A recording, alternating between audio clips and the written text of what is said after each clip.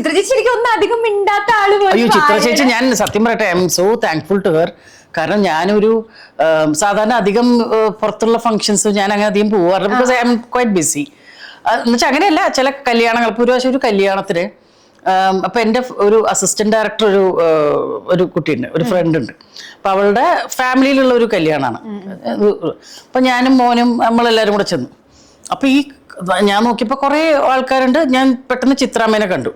അപ്പൊ ഞാൻ ഇതുവരെ ചിത്ര ചേച്ചിനെ കണ്ടിട്ടില്ല. അപ്പൊ ചിത്രാമ്മ അവര് ആ കപ്പിളിനെ വിഷ് ചെയ്തിട്ട് അങ്ങനെ വന്നപ്പോ ഞങ്ങളെല്ലാം നെക്സ്റ്റ് ഇങ്ങനെ വെയിറ്റ് ചെയ്യാണ്, അടുത്ത് പോയിട്ട് വിഷ് ചെയ്യാൻ വേണ്ടി, നെക്സ്റ്റ് കയറാൻ വേണ്ടി. അപ്പൊ പുള്ളിക്കാരി അവിടുന്ന് ഇങ്ങനെ കാണിച്ചു. അപ്പൊ നമുക്കറിയില്ലല്ലോ, അത്രയും പേര് നിൽക്കില്ലേ, ആര് കൈ കാണിക്കാൻ നമുക്കറിയാം. അപ്പൊ നമ്മളിങ്ങനെ നിൽക്കുകയാണ്. അത് കഴിഞ്ഞ് പുള്ളിക്കാരി ഫുൾ സ്പീഡിൽ ഇറങ്ങി വന്നിട്ട് ഒറ്റ കെട്ടിപ്പിടിക്കില്ല. എന്നിട്ട് പറഞ്ഞു, ഞാൻ എത്ര കാലമായിട്ട് നോക്കി നടക്ക, എവിടെയോ ഒന്ന് കാണാൻ പറ്റുമോ.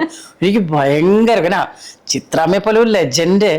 അതിന്റെ ശേഷമാണ് പുള്ളിക്കാരി നമ്മുടെ ബഡായി ബംഗ്ലാവിലേക്ക് വന്നത്. വരുമ്പോ ഡയനോട് ചോദിക്കും, പ്രസീത ഉണ്ടോ? അന്നാ ഞാൻ വരാറ്. She so sweet. നമ്മൾ അങ്ങനെയൊന്നും പ്രതീക്ഷിക്കണില്ലല്ലോ. കാണുമ്പോ ഓരോരുത്തർക്ക് ഉണ്ടാവുന്ന ഒരു സന്തോഷല്ലേ, ഒരു സ്നേഹം. I am so thankful to her.